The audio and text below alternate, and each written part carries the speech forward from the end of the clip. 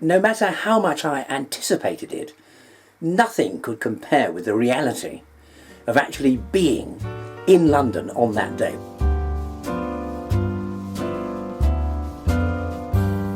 We went down to the Victoria Monument outside Buckingham Palace, to the south-west corner, and my father sat me up on part of the statue part of the time, and otherwise he had me on his shoulders.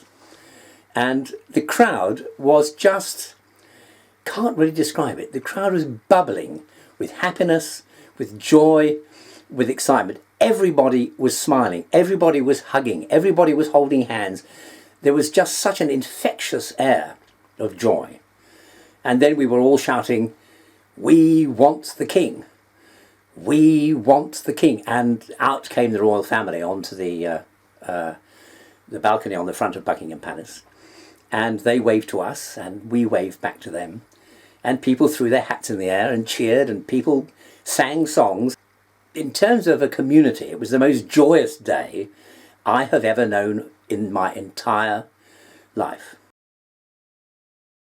My view as a historian who's very interested in life histories and people's personal experiences, the sense I get of a VE Day is, although it was a moment of respect for the sacrifices made by the military, it was a moment for the people. And you see these wonderful pictures that are around in the press at the moment of people having street parties, decorating their homes. For the first time, they were all allowed to leave their lights on. They didn't have to worry about blackout. They didn't have this oppressive feeling that, you know, these awful V2 bombs could fall on their heads any minute.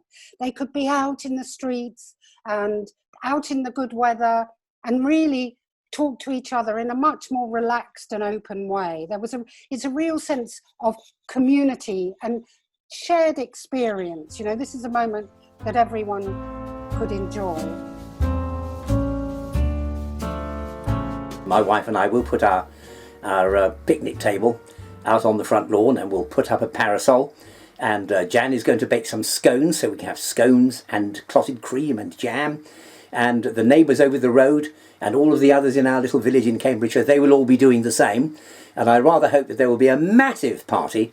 We won't actually be running up to each other and hugging, but otherwise I'd like to think that there will be massive celebrations everywhere tomorrow. Partly to celebrate VE Day, but also it's a jolly good excuse for a national party, and that's always good news in my book.